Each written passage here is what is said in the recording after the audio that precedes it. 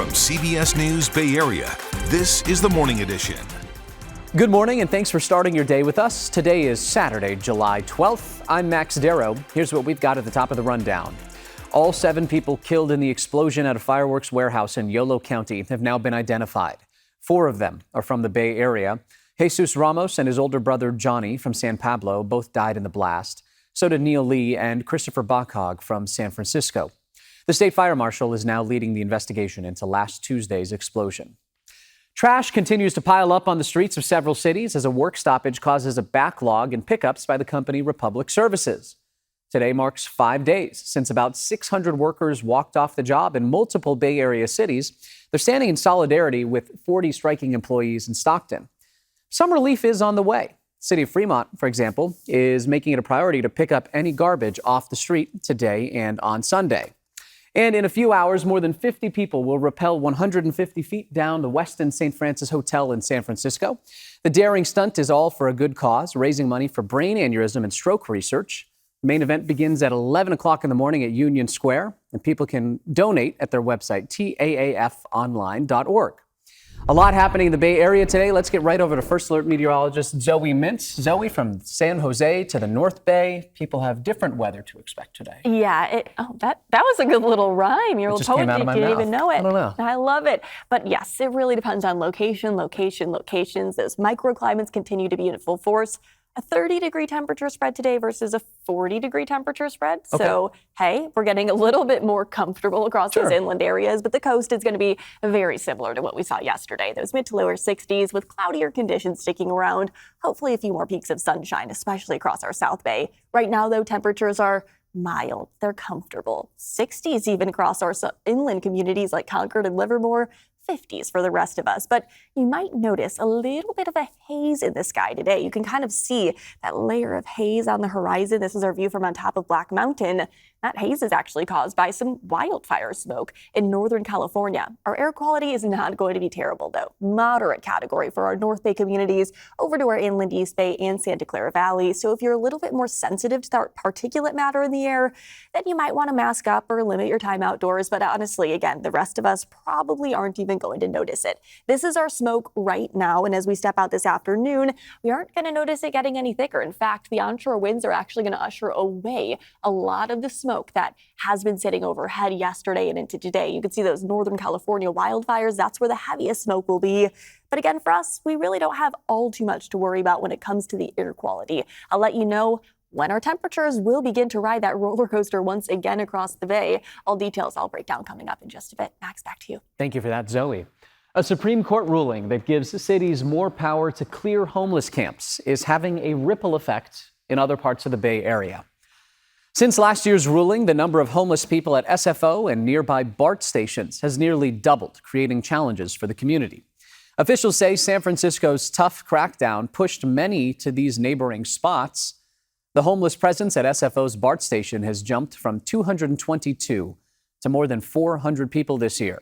And Millbrae's mayor says the city is enforcing no camping rules, now working with BART and social workers to help connect people to resources. Millbrae recently has, enacted an ordinance of no camping. And so that also put more tools in our toolbox so that our law enforcement official can help, assist those who are experiencing long-term homelessness, chronic homelessness. What we are doing is strengthening our infrastructure so it's harder to get into the system without paying. And then once you're in the system, you're going to see a larger visible safety presence, both against sworn officers and the non-sworn officers. BART is in the process of installing the new fare gates at the Millbrae station. An increased police presence system-wide is aimed at keeping stations safer for everybody. In San Francisco, the Salesforce Tower could soon be overshadowed by an even taller skyscraper. The proposed project would take up an entire city block, replacing PG&E's old headquarters at 77 Beale Street. Hines, a company that helped develop Salesforce, says it is looking to construct a 1,225-foot-high building that would make it 155 feet taller than Salesforce, which eclipsed the Transamerica Pyramid as the city's tallest skyscraper 7 years ago. The project would include office space, retail space, restaurants, and a public garden. We spoke with people who live in the area about their thoughts on the proposal While opinions vary, there does seem to be a shared concern over what the building would look like. I mean, it could be good. It depends how it's architecturally designed, if it's more interesting, if it has a park around it. I think a lot of the architecture is really ugly. I like more of a Italian Renaissance feel for buildings. Another concern is the amount of buildings that are currently sitting empty across the city. Data from real estate company CBRE shows San Francisco has the highest vacancy rate in America, standing at nearly 35%. A new ruling could put an end to the immigration crackdown happening in Southern California. A federal judge ordered the Trump administration to halt indiscriminate immigration stops and arrests. It applies to 7 cities in SoCal and to Los Angeles County. The ACLU filed a lawsuit last week accusing the Trump administration of systematically targeting brown-skinned people, and it called the tactics used by federal agents unconstitutional. This video right here is one of the plaintiffs in the case. His name is Brian Gavidia. He's an American citizen, and he says he was stopped by Border Patrol agents after being racially profiled. The Trump administration denies arresting people based on their skin color and says the operations are highly targeted. Plaintiffs say they were denied due process and access to lawyers. Give me that due process. That's what made me angry. They're not respecting the Constitution. When we were in the middle of a riot and we had hundreds or thousands of people surrounding the building, and yes, there were periods of time where we had to close the detention facilities and limit access to attorneys. The U.S. Attorney's Office says it plans to appeal Friday's federal court order. The judge's order also applies to Ventura County. That's where hundreds of people were detained during immigration raids on Thursday. The United Farm Workers Union said on social media that one of the workers at a Camarillo farm died from injuries sustained during the raid. But the worker's family later said on social media he's still hospitalized but on life support. Homeland Security officials say the man was never in their custody. The raids happened at 2 marijuana operations in Ventura County, the one in Camarillo and another in Carpinteria. Things in Camarillo got very heated. The U.S. Attorney's Office says at one point a man pointed a gun at the federal agents. The FBI is now offering a $50,000 reward for information leading to his arrest. Customs and Border Protection officials released this picture that they say shows 10 minors found at a marijuana facility. They say the youngest is 14 years old. A woman told CBS News people knew there were minors working there. Listen. There was 14 and 15-year-olds working here, which makes no sense. No documents were being asked for. The owner of the warehouse released a statement saying Glass House has never knowingly violated applicable hiring practices and does not and has never employed minors. A new Gallup poll provides an updated snapshot of how Americans feel about immigration, and the results are somewhat of a reversal from last year. About 8 in 10 U.S. adults surveyed say immigration is a good thing for the country. That's a record high figure. 30% of people said immigration should be reduced. That's down 55% from last year. 38% said immigration should be kept at its current level. And 26% said America should increase immigration levels. The same poll asked people about President Trump's immigration policies, and it found that 38% support deporting all undocumented immigrants in the United States back to their home countries. To the East Bay now. Last night in Oakland, Telegraph Avenue hosted a celebration of creativity for the monthly Second Friday event. We caught up with a local artist who sets up her canvas right on the street, turning her art into a live experience as she invites the community to join in. A lot of times at First Friday, I'll get a lot of younger kids that stop by. I'll let them help live paint with me. I let them kind of get free with their paint because there's no, messing up in art. LC has been a fixture at Second Fridays for 6 years, using her art to spark imagination, connection, and growth. For her, it's about more than painting. It's about building something with the next generation and keeping Oakland's creativity alive.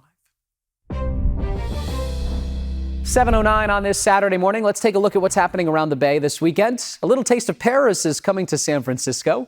The city is throwing a French-themed party in honor of Bastille Day.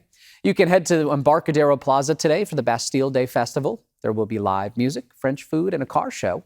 The event celebrates French-American culture with games and performances and prizes that include a trip to Tahiti.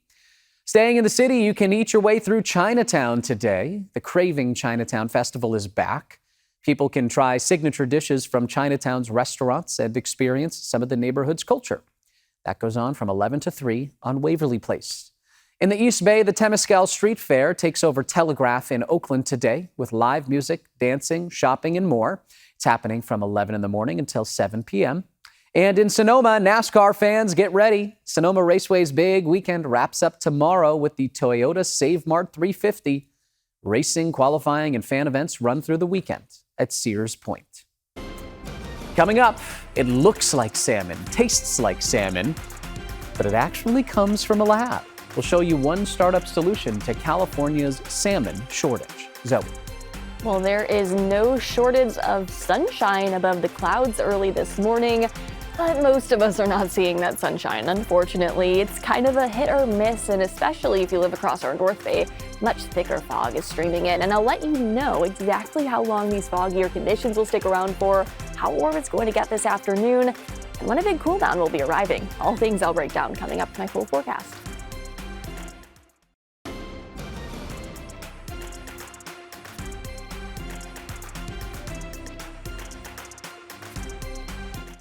The salmon population crisis continues here in the state of California. This is the third year without a commercial fishing season because of dwindling numbers. But now, one San Francisco startup has come up with an alternative, and it just got FDA approval. Suji Nan gives us a look.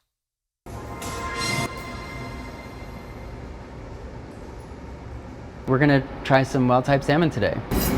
It looks like salmon. It has a texture like salmon. But you may be surprised to hear that this isn't 100% salmon. Inside this former brewery in the San Francisco Dogpatch neighborhood. One of the steel tanks was the original steel tank from the brewery. Aria Elfenbein, the co-founder of Wildtype, shows us how their cell-cultivated salmon is grown right here. One of the ways in which people sometimes describe this is lab grown, but truly it's not. His team extracted cells from one salmon about 7 years ago and now replicates and cultivates them into plant-based salmon inside these steel tanks. These are things like sugars, fats, proteins, the amino acids that then they use to make other proteins. Producing cell-cultivated salmon can take weeks to even months, but now, with the recent FDA approval, Elfenbein is optimistic. We never wanted to compete with conventional fishing or fish farming or even plant-based. We see this as a complementary approach. I think when there's such a shortfall of seafood every year. Regina Chiquizola, the executive director of Save California Salmon, says the state is seeing historically low numbers of salmon. It's like spring salmon, we're like 80 to 90% decline. And for like fall salmon, we're looking at about a 50% decline. And this is just like within the last like 5 to 10 years. She says polluted waters and dams in the ecosystem prevent the fish from surviving nor properly spawning. And while innovation is key to the future, she doesn't believe cell cultivation is the best step forward. We're pretty opposed to genetically engineering or cell growing of salmon because they are a wild animal that are meant to use our rivers and our oceans. Chiquizola says there is still hope in saving the salmon population organically. Providing them clean water, getting them passage above dams to where their natal watersheds are. But back here at the Wildtype fishery, Elfenbein and co-owner Justin Kolbeck hope they can help pave the way for sustainable alternatives. Something that could hopefully take some of the pressure off the oceans. Salmon advocates and scientists all have the same goal of tackling California's salmon crisis, but they're all just approaching it from a different lens. Suji says it does taste like the real thing. Wildtype says a San Francisco restaurant partnership is in the works. They also hope to have their products in grocery stores soon. First Alert meteorologist Zoe Mintz joins us at 7:16 on this Saturday morning. It's not Sunday. It's not Sunday yet. Don't try to fast forward this weekend. We need to enjoy it as much as we can. It is Saturday. A really gorgeous one ahead of us. It's typical July weather. It's Tell what us we about expect this time of year. Early morning fog giving way to afternoon sunshine. Coastal communities a couple of degrees cooler as usual along the coast compared to inland areas. About a 30-degree temperature spread. 60s along the coast, 80s and low 90s inland. But at least it's not the upper 90s to the triple digits. digits like what we saw yesterday. As you can kind of tell, there's even more cloud coverage early this morning than yesterday. It's not super crazy thick or anything, but it is spreading farther south and farther north as the onshore winds continue to pick up. But you might notice our North Bay community is definitely seeing a thicker swirl of fog. The onshore winds are kind of curving up to the north and ushering in that thickest layer of fog right now. The fog will continue to peel back throughout the later morning and early afternoon hours unless you live directly in the path of the Golden Gate. Very similar to what we saw yesterday, there is going to be that finger of cloud coverage that's going to stay pretty constant through the Golden Gate, as well as our North Bay communities. So North Bay communities actually going to be seeing a little bit cooler conditions today, especially compared to yesterday. Compared to 24 hours ago, you're going to feel a lot more comfortable. You'll be seeing those high temperatures in the upper 70s to low 80s across our North Bay communities. And with many of you heading out to Sonoma for the race, honestly, it's going to be a great day to enjoy yourselves, especially compared to the upper 80s to low 90s farther inland and down into the Santa Clara Valley, where we are going to be seeing those temperatures above average for this time of year by about 5 degrees. Nothing too crazy, not record breaking, but hey, it's still going to be a nice day, if not a hot day inland. Or if you want to escape the heat as usual, head on over to the coast where we're going to be seeing those highs in the 60s. Tomorrow afternoon is kind of going to be a rinse and repeat of today. We're really not looking at all too many changes on the way. Early morning fog giving way to afternoon sunshine. Coastal communities cooler than our inland areas, but temperatures within a few degrees of normal for this time of year. Early this morning, it's also a mild start to our day, and it all depends on where you're located, how you need to dress. So if you're heading out to the Giants versus Dodgers game today, I'm jealous of you, number one. Number two, make sure you put on sunscreen, because if you've been to a Giants game before, you know that the stadium actually blocks you from a lot of the wind. So with a good amount of sunshine today, even though it's only going to be in the mid 60s, when you're baking in the sun with the lack of wind in the stadium, it's going to be pretty hot out there. The rest of us, though, are going to be seeing those winds actually gustier than yesterday, which is the reason that we are cooler than yesterday, but still within a few degrees of normal for this time of year. Like I said, though, San Jose about 5 degrees above normal today. But just in general, since the 1970s, our average summer high temperatures have been warming by about 1.5 degrees. To put that into perspective, it's about 13 more days per summertime that our temperatures are going to be above average thanks to human-caused climate change. All things to kind of put into perspective as we step out in the years to come, but also appreciate the fact that we don't live in Central California, where it is really, really hot. So if you want to head out to the California State Fair, heat safety, top of mind. Inland areas, heat safety does not need to be top of mind anymore. It's a lot cooler than yesterday, staying seasonable through Monday before cooling down through the end of the work week. It's going to be back into the low 80s across our inland communities. That's going to feel a lot nicer, while our coastal communities are going to stay in the low 60s basically each and every day. The coast is not looking at that roller coaster of temperatures like the inland areas are. Back to you. Thank you for that, Zoe. Coming up after the break, Barry Bonds back at the center of attention at Oracle Park. What the Giants are planning ahead of today's matchup versus the Dodgers. Coming up in sports, Steph Curry draining birdies at the American Century Championship in Tahoe. But in San Francisco, one of the best rivalries in baseball happening at Oracle Park. Logan Webb and the crew trying to take down the Dodgers in their first visit to the Bay Area this season. Highlights are coming up. The Dodgers come into Oracle Park losers of 6 straight. Their star-studded lineup has been struggling of late. This could be a great thing for Logan Webb on the mound last night, or as Kruka would say, the Dodgers may be due for some hits. Logan Webb usually doesn't get a lot of run support, but that wasn't the case yesterday in the second inning. A scoreless game here, and then Willy Adames. His bat comes alive, a shot to the deepest part of the ballpark to put the Giants up 1-0. And then some player named Otani hits a 2-run blast to put the Dodgers up. But in the fourth, Jung-Hoo Lee comes up big, a 2 RBI triple, and the Giants take the lead back 3-2. But the Giants' offense wasn't done yet, and thank goodness they weren't. An explosive fifth inning for the Giants. Dominic Smith with just his second home run of the year. Then Adames having himself a day. He gets a hold of this one, a triple out to center, 2 more runs score, and the Giants score a total of 5 runs in the inning. Top of the ninth, the Dodgers have 2 on and only trail by a run. Another torturous end to a Giants game, but Camilo Doval gets Will Smith to ground out into a double play. He picks up his 15th save of the year as the Giants win 8-7. Well, Steph Curry ended up on the top of the leaderboard in 2023 at the celeb-studded American Century Championship in Tahoe. Then in 2024, he was busy winning the gold at the Olympics. But this year, he's back to defend his title. The golfer Steph Curry eyeing another win, and we'll get to his play in just a moment. But Charles Barkley stole the show early in round one, holed out for eagle on his second hole, then another great shot on the par 3-7. Sets him up to sink this birdie putt right here. Chuck looking like he's been working on his golf game a little bit lately. Now, here's Steph. This is his approach shot on 18. He nearly holds it. Curry is tied for third after round one, and he is in good shape to defend his 2023 title this weekend. And the Golden State Valkyries are back in action today. You can catch them right here on KPIX. They're heading to Las Vegas today, or they are there now, taking on the Aces later this afternoon. The San Francisco Giants are celebrating the greatest home run hitter of all time. Barry Bonds returns to Oracle Park with a bobblehead giveaway and a new documentary about his 22-year Major League career, which includes his 15 seasons in orange and black. Bonds will throw out the ceremonial first pitch before the game against the Dodgers today. The Giants will also give the first 20,000 fans a Barry Bonds bobblehead. At 11:40 in the morning, fans can watch The House That Barry Built. On the scoreboard, it's a documentary where Bonds and broadcaster Dwayne Kuiper reflect on his moments with the team. It's all a part of a larger celebration to mark the 25th anniversary of Oracle Park. Wow, can't believe it's 25 already.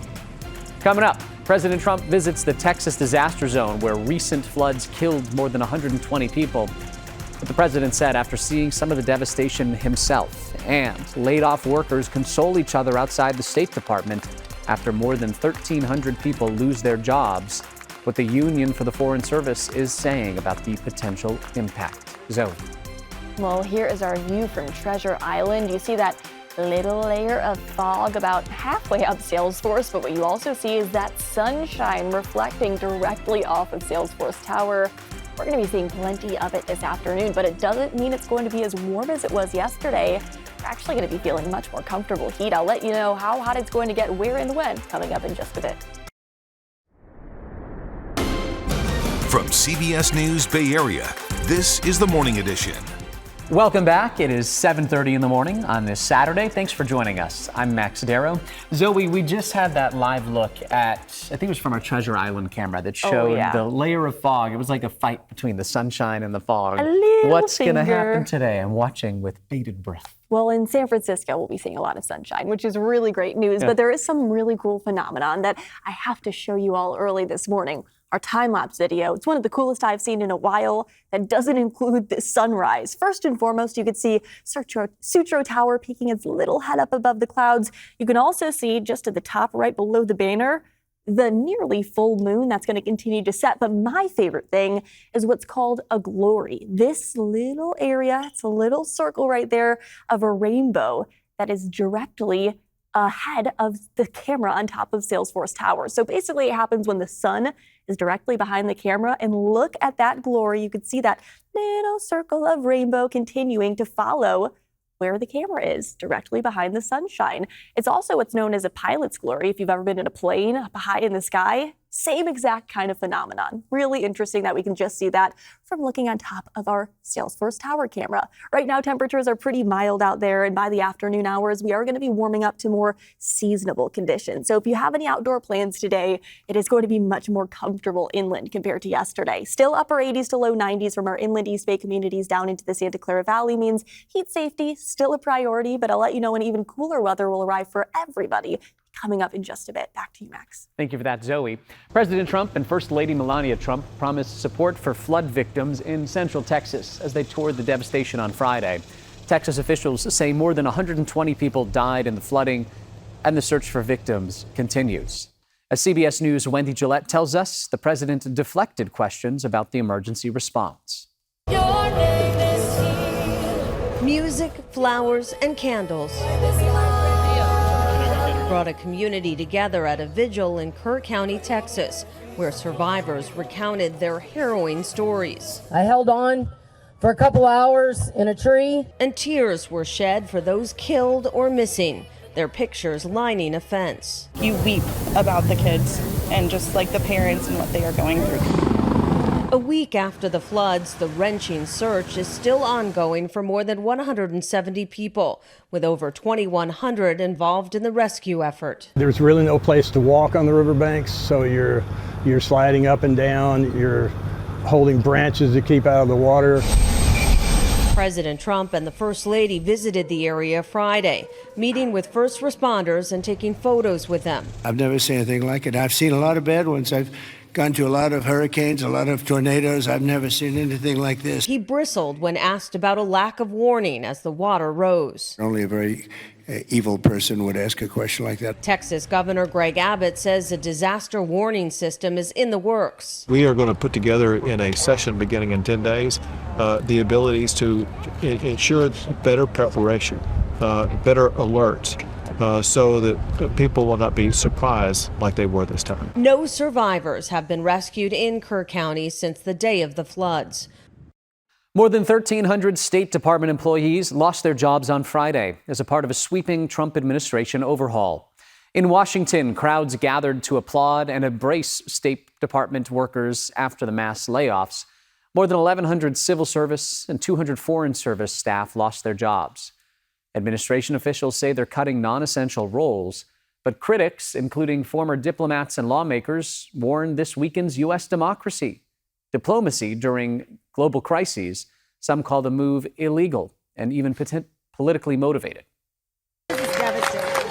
This is also self-sabotage, pulling people back from the front lines when we really need them the most. Now that we have the tensions in the Middle East, ascendant China, and aggressive Russia, what are we doing pulling back the people who know how to deal with these tensions in the world? Legal challenges continue, and some lawmakers say they will push to try and reverse the cuts. Investigators are releasing new details about the Air India plane crash that killed more than 260 people last month. New findings show that just seconds after takeoff, the fuel supply to both engines was cut off, causing the plane to lose power and plunge to the ground. Cockpit recordings captured confusion between the pilots over why the fuel switches were flipped. This appears to rule out mechanical failure. Authorities continue digging for answers as they review all of the evidence. A man who helped shape the messages of 4 U.S. presidents, both Republicans and Democrats, has died. David Gergen was a strategist for Presidents Nixon, Ford, and Clinton. Gergen got his start writing speeches for Nixon. He also came up with Ronald Reagan's famous line at a debate in 1980, "Are you better off than you were 4 years ago?" Gergen later became a prominent analyst for CNN and PBS. Known for his calm voice and sharp insight, Gergen left a lasting mark on American political discourse. David Gergen was 83. The time is 7:35. Coming up, a potential step towards justice for families forced out of a once thriving community in Hayward more than 60 years ago. When we come back, we'll introduce you to a former resident who says the financial relief is long overdue. Welcome back. We head to the East Bay now, where a long-awaited step towards justice may soon become reality for families forced out of their homes in a once thriving community in Alameda County. We're talking about Russell City. It was an enclave of Black and Latino families located in what is now a part of Hayward. But what used to be a farm community now is mostly industrial space. Hayward and Alameda County officials are preparing to approve a reparations fund that could bring relief to those affected by the neighborhood's demolition more than 60 years ago. Here's Len Ramirez with the story.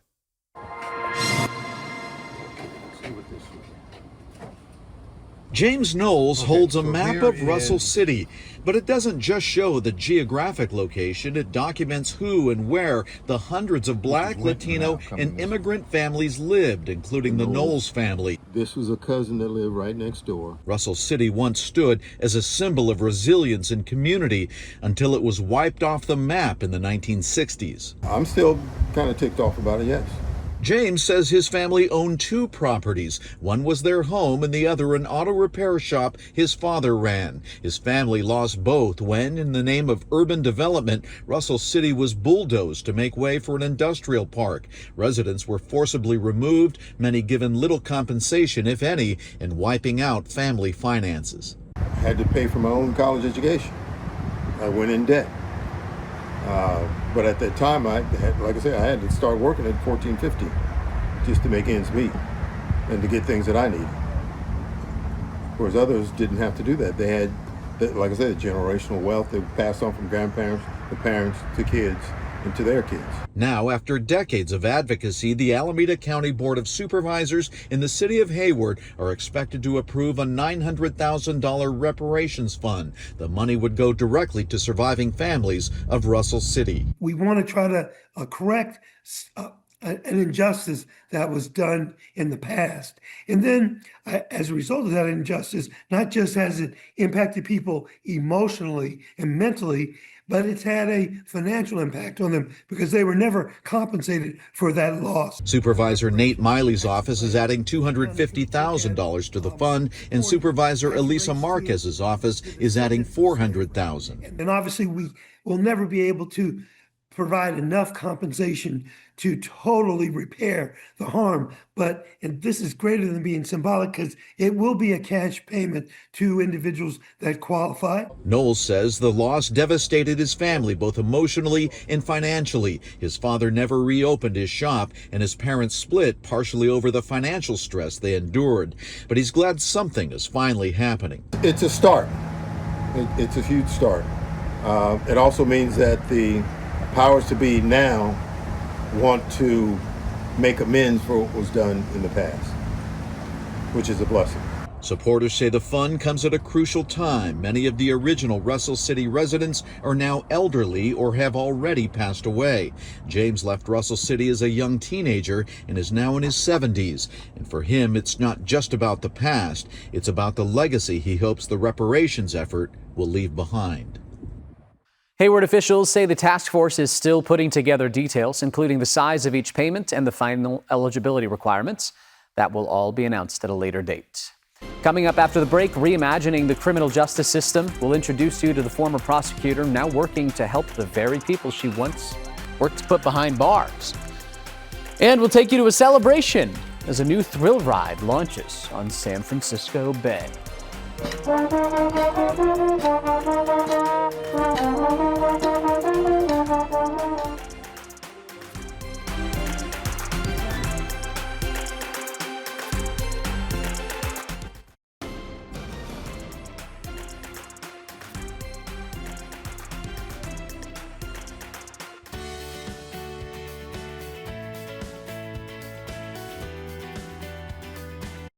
A former prosecutor for the San Francisco DA has gone from putting people behind bars to helping them put their lives back together once they get out.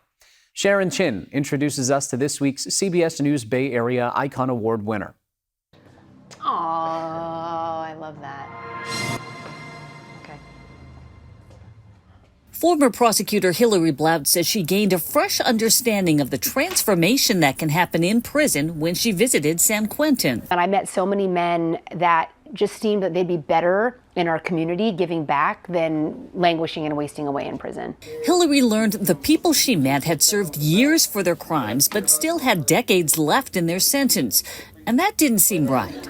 I felt a lot of shame. I have sent people to prison. I felt that it was my responsibility to do something about it. She crafted a unique law that passed in 2018 that allows prosecutors to take a look back at their old cases and request resentencing for those who've rehabilitated.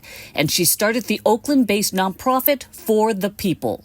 So we started For the People with a very simple mission, which is to identify and support the safe release of people from prison that don't need to be there. For the People has helped pass prosecutor resentencing laws in California and 5 other states.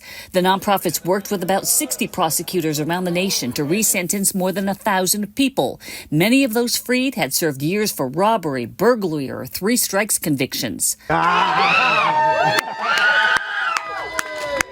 Resentencing considers outdated laws, the person's past, the crime, rehabilitation, re-entry plan, and victims' input. We work with prosecutors to be a part of going back to court, saying that, Your Honor, I asked this person to be sent away, and now I am asking this person to be released because it is in the benefit of the community that this person be home. People like Troy Dunmore, who got 65 years to life for robbery in 1995. But in prison, he dealt with his anger and addiction and embraced education. It was just about to be a better person in there because I was tired of everything that I was doing in my life was always failure. He'd served 26 years and had at least 39 more to go when he was resentenced in 2021. He was going home. Shocked. This is my office right here. Today, the recovering drug addict is a drug counselor in San Francisco's Tenderloin and works toward a college degree, thanks to support from his family, For the People, and social workers. It feels like I'm on the path that I'm supposed to be on right now. Yeah. And the success stories bring Hillary joy. They're really monumental celebrations of just being free and not having to be behind bars anymore. So for creating a new criminal justice reform tool for the people, this week's CBS News Bay Area Icon Award goes to Hillary Blount. Hillary says For the People has launched a new effort to look at women who could be safely released since they realized no women had been resentenced since the nonprofit started. And an important note here about the law, it's not just anyone who can start a review. It must be initiated by prosecutors. However, there are several DA offices in California that have information on their websites if you'd like to ask them to review a specific case. And you can nominate a local hero for a CBS News Bay Area Icon Award at kpix.com/icon. First Alert meteorologist Zoe Mintz joins us live now. And Zoe, we've got this, I'm going to just look at this picture for a second because I feel like we're watching this battle between the fog and the sunlight unfold all morning. And there's been a lot of seagulls that have been just making their on-air debuts, just wanting to say hello. They're out and about enjoying a beautiful start to our day, comfortable temperatures. Yeah. It's what we expect this time of year, but I will say it's the battle between the sun and the fog, and the sun will win out for us in San Francisco. That's what I like to hear. Coastal communities, kind of give or take depending on where you're located, but either way, it is definitely foggier than it has been for the past several days as the area of high pressure that's been bringing us all of the heat, it's departed. So it's allowing for the onshore winds to pick up a little bit. And what's really interesting is the direction of the onshore winds. You can see that little finger of fog making its way through the Golden Gate, and it's actually taking a sharp curve up to the north. So our North Bay communities, because of the wind direction, actually looking at some of the thickest of the fog early this morning. It's going to take a little bit longer for that fog to peel back later this morning and into the early afternoon hours with a lot more fog, a lot more cloud coverage, and even stronger onshore winds. North Bay communities especially going to be feeling a much bigger cool down this afternoon. So focusing on the North Bay really quick, those high temperatures only going to be in the mid to upper 70s to low 80s. Again, a lot more comfortable than the past several days. Still going to be pretty hot inland. It's still going to be in the upper 80s to low 90s from our inland East Bay communities down into the Santa Clara Valley. But compared to the upper 90s to triple digits that we saw yesterday, hey, it's a lot more comfortable. And it's all thanks to the onshore flow. And it's about a 30-degree temperature spread from our coastal communities to farther inland. So you're jumping by about 10 degrees every 20, 30 minutes that you drive farther inland. Really interesting, a bit of a taste of everything for everybody across the Bay Area today. A very similar story tomorrow, kind of a rinse and repeat. Tomorrow afternoon, going to be seeing those very typical July conditions, upper 80s to low 90s inland, mid to lower 60s closer to the Bay, and then our North Bay communities once again sitting in the upper 70s to low 80s. It might be a degree or two tomorrow compared to today, but still, North Bay communities, if you do plan on heading out and about and enjoying all of the sunshine out there, it is going to be more comfortable than yesterday. It's down near San Jose that will be the warmest compared to average, about 5 degrees above normal. Winds aren't going to be anything too crazy, but they are going to be higher than yesterday, anywhere from 25 to maybe 35 miles an hour today. Slightly calmer into tomorrow. But overall, any outdoor plans that you have, you should be good to go. Maybe you're heading out to the Dodgers versus Giants game. First of all, I'm jealous. Second of all, it's going to be a lovely day out there. Don't forget the sunglasses, though, and the sunscreen, because if your seats are directly in the sunshine, it can actually get hot out there. And I got burned when I went to the game on Wednesday, and I don't want you to get burned, so make sure you put on sunscreen if your seats are in the sun. We're looking at inland areas warming up a bit more. Many of you heading out to the big race in Sonoma. It's going to be comfortable. At least you're not in the upper 80s to low 90s. It's going to be within a few degrees of normal for this time of year. And it just makes you appreciate the fact that we live in the Bay Area, because if you're planning on heading out to the California State Fair in Sacramento, upper 90s over the next couple of days. That is really hot. It's normal for them, but for us, It just, again, makes you appreciate the comfortable heat. Inland areas enjoy the seasonable conditions through Monday before cooler weather heads our way by the later parts of the upcoming week, along with more cloud coverage, stronger winds. Definitely a big pattern change is going to be on the way this upcoming week. So if you live along the coast, today and into early tomorrow will be your best chance to soak up some sunshine, but your temperature is going to be staying in the low 60s for basically each and every day this upcoming week. Back to you, Bex. Thank you for that, Zoe. Santa Clara is saying hello to the Hello Kitty Cafe at Valley Fair. Sanrio fans formed a long line that stretched halfway across the mall on Friday. Those at the front of it said they started lining up as early as Thursday afternoon. That's because the first 100 customers received special keepsakes. Well, I'm really excited because I've loved Sanrio since I was a little girl, and I actually used to work at the Sanrio store in high school and college. So this is like, I'm super Sanrio. We are collectors of Hello Kitty, Labubus. We love pendants, all of that cute stuff. The cafe is celebrating its opening all weekend long. Hello Kitty will even make an appearance today and tomorrow, 10 in the morning to 2 p.m. Well, here's a new way to take in the sights of San Francisco. On the water, the rocket boat is returning to Pier 39 to showcase the city at thrilling high speeds. Video from our chopper shows the boat racing across the bay. The Blue and Gold Fleet has 2 new rocket boats, Gold Rush and Blue Rocket. The 30-minute ride highlights some popular landmarks, including the Bay Bridge, Alcatraz Island, and the sea lions at Pier 39. Wow to be on the bay that close to our wild bay, and wow to be around these amazing places in San Francisco, and all at rapid speeds for fun. Everybody may have different definitions of fun or terrifying, depends on who you ask. You may remember the rocket boat from several years ago. The Blue and Gold Fleet shut down the rides in 2018 because that original boat was run down after a decade of use. But these new boats hold up to 49 passengers. Riders must be at least 48 inches tall to ride, and they do have to sign a waiver beforehand.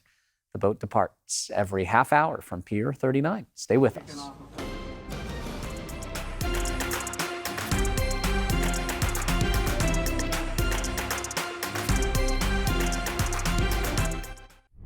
Happy Saturday, everybody. It's the weekend. It is going to be a beautiful one across the bay. Seasonable temperatures inland today and into tomorrow, and staying that way through Monday. While a bit of a cool down will be arriving by the mid to late parts of the upcoming week, it's going to be pretty typical for this time of year. Just maybe a little bit more fog, a little bit more cloud coverage again, starting Tuesday and into Wednesday. If you live closer to our coastal communities, though, very seasonable temperatures each and every day. Today will be a better day to hopefully soak up a little bit more sunshine, especially down in our South Bay communities before the thicker layer of fog and that where's the sky July returns in full force by the time that we step out tomorrow. So yeah, definitely changes on the way from the heat up yesterday to more typical conditions this weekend. Alrighty, thanks for that, Zoe. Finally this morning, for those of you who don't know, the Warriors player Jimmy Butler is more than just a star on the court.